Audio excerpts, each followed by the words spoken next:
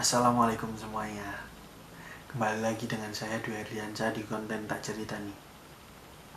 Konten Tak Cerita nih adalah konten di mana saya akan bercerita tentang pengalaman saya dan pengalaman orang-orang di sekitar saya.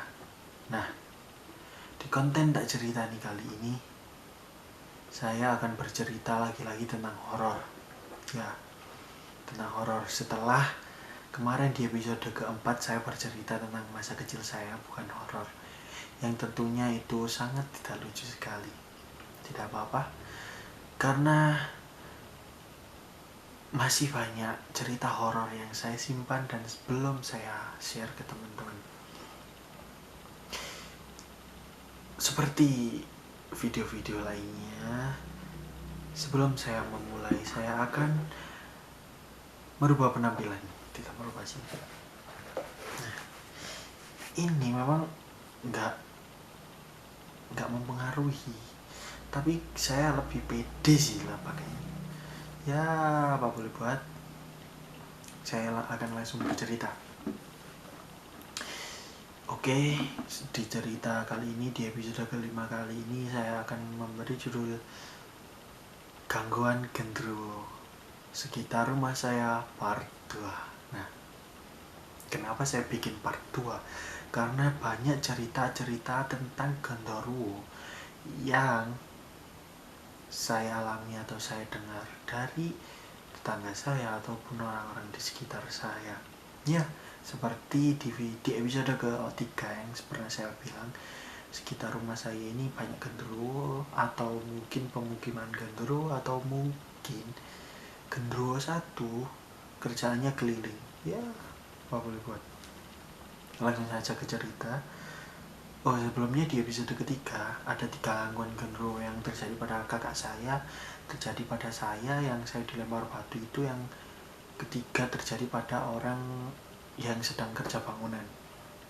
Nah, gangguan yang selanjutnya, yang keempat lah, anggap saja keempat, ini terjadi pada tetangga saya. Nah, ini tempatnya berada di sebelah kanan rumah saya. Nah, seperti yang kalian tahu di episode ketiga, ini rumah saya, di sebelah kanan ini ada tanah lapang.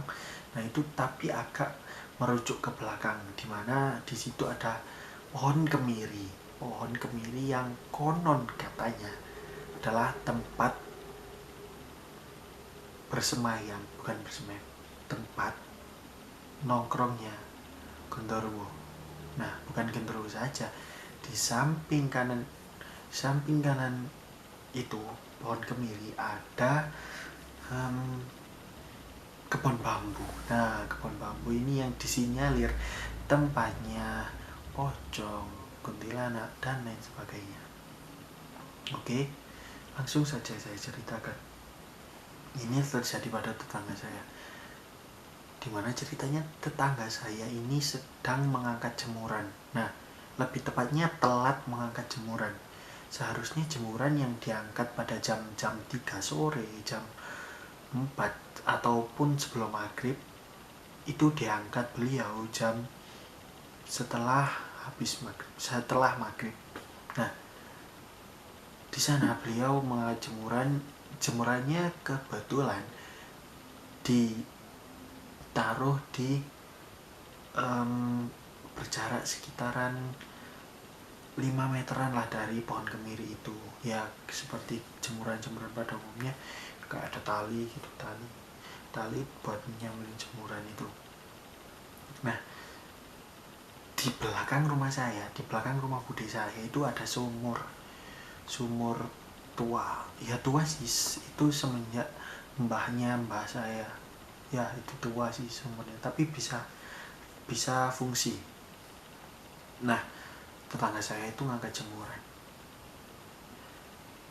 Setelah tetangga saya ngangkat jemuran, kan otomatis noleh ke arah kemiri dan sumur. Nah, ini kemiri ya, di sini sumurnya agak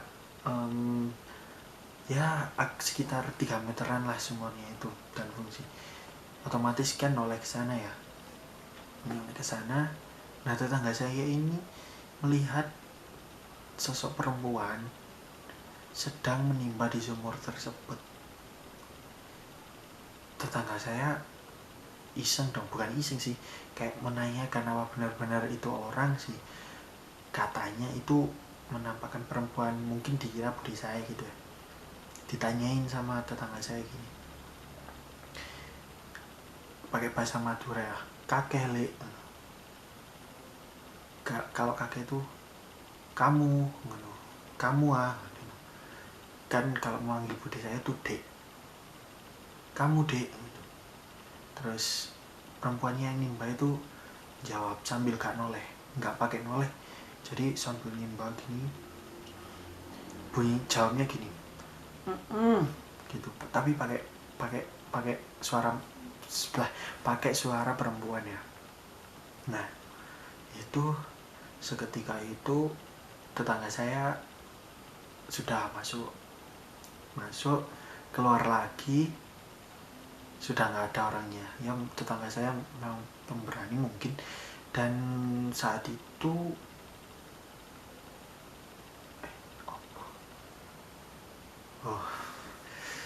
saya di kamar sendiri ada yang gerak. Ya ampun, wow, saya merinding ya. Kenapa ya, padahal ini terjadi sudah dulu ya. Ya loh, kan tetangga saya itu besoknya bilang ke budi saya, tanya gitu, memastikan kemarin jam setelah maghrib apa kamu nimba di sumur belakang gitu. Katanya enggak, katanya tetangga saya. Lah, kemarin kok ada yang nimba gitu, perempuan tapi badannya besar gitu. Wow, katanya budi saya, ya mungkin genderuwo. Nah dari situ saya mulai bertanya-tanya kan. Emang katanya tetangga saya itu genderuwo ya sering merubah penampilan buat menakuti orang ya. Cerita pertama seperti itu. Ke cerita kedua, nah ini beda lagi ceritanya, bukan di dekat rumah saya, bukan dekat, agak jauh lah, sekitar 3 rumah dari saya, di samping sungai. Nah di samping sungai dimana saya bercerita di episode 1. Nah di situ tempatnya. Di episode pertama kan saya bercerita saya diganggu tapi di episode pertama saya bercerita pakai bahasa Jawa ya. Nah di episode pertama dimana saya diganggu itu, nah ini di cerita kelima ini saya akan ceritakan tempatnya sama seperti saya yang diganggu di episode pertama itu. Jadi ceritanya gini, Pakde saya ngalami ya. Pakde saya itu habis dari pasar sekitar jam 5 pagi, mau melico itu apa ya, kayak ya dagang lah pokoknya. Nah itu mau ke sungai lah ya, namanya orang dulu kan kalau mau pipis pengen ke sungai gitu ya, ada sensasi tersendiri. Nah itu ke sungai, jalan kan ke sungai, tiba-tiba pakde saya lari kembali. Nah ini saya diceritain ya, bukan tahu persis pada saat itu. Nah di situ ada bude saya dan pakde saya doang kan, jam 5 subuh itu. Bude saya cerita, kenapa, tanya ke pakde saya, kenapa kok lari-lari, wis tuwek kok lari, sudah tua kok lari-lari. Ono genderuwo gede longgo di sumur, ada genderuwo besar duduk di sumur. Nah kebetulan di tempat itu ada sumurnya ya, duduk di sumur. Katanya badannya besar, rambutnya panjang. Nah ini badannya ini hitam gitu. Dicek lagi ternyata tidak ada. Saat itu juga di situ memang kayak dihindari lah kalau malam ya jangan lihat ke situ gitu. Memang di situ ada sumur emang tua sih. Di kampung saya banyak sumur tua tapi nggak dipakai. Saya benar-benar sendirian loh ini, banyak suara orang ya. Di situ juga di samping sumur itu ada pohon muris apa ya Pak, Sirsa. Nah, pohon sirsa di situ juga konon katanya tempatnya genderuwo. Ya mungkin emang genderuwo makhluknya iseng sih, emang iseng. Saking isengnya ya, ini cerita ketiga di episode kali ini. Pak D saya juga, Pak D saya ini kayak orangnya memang sering diganggu ya. Di suatu tempat, bukan di sini ya, kayaknya di Bureng juga, tapi di sekitar rumah saya juga.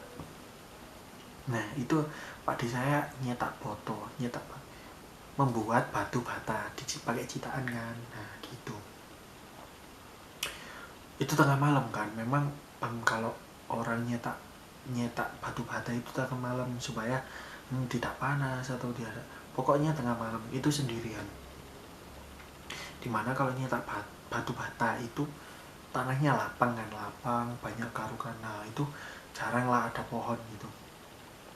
Lah kok sama genderuwo digoda, katanya padi saya tuh tiba-tiba ada yang melempar kecil lah, pertama ceklik gitu, sama kecil ceklik, sopo gitu, sambil ngegas siapa gitu, tapi pakai logat Madura ya.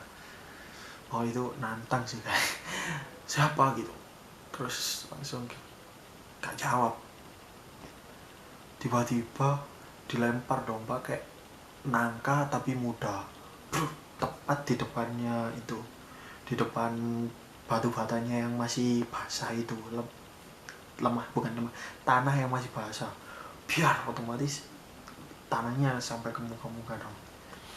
Itu dilihat ternyata ya itu nangka muda, padahal dicek di sekitar situ nggak ada pohon nangka. Dan seketika itu waktu saya pulang tidak melanjutkan lagi. Wah, emang gimana ya, kalau genderuwo itu banyak sih, kayak godanya itu banyak metodenya, kayak melempar yang bentuk orang, kayak menyerupai orang. Ya pokoknya genderuwo itu iseng sih, menurut saya iseng kalau genderuwo. Ya emang genderuwo iseng sih cara kalau kata saya. Ya mungkin itu saja cerita genderuwo di sekitar rumah saya dan yang pernah dialami orang-orang di sekitar saya. Semoga cerita ini bisa menghibur teman-teman semua dan menambah wawasan teman-teman tentang pergenderuwoan dan setan-setan. Ya mungkin itu. Sekian di episode kelima kali ini. Jangan takut, makhluk halus akan ada di sekitarmu, dan genderuwo adalah makhluk yang jahil. Sekian, wassalamualaikum warahmatullahi wabarakatuh.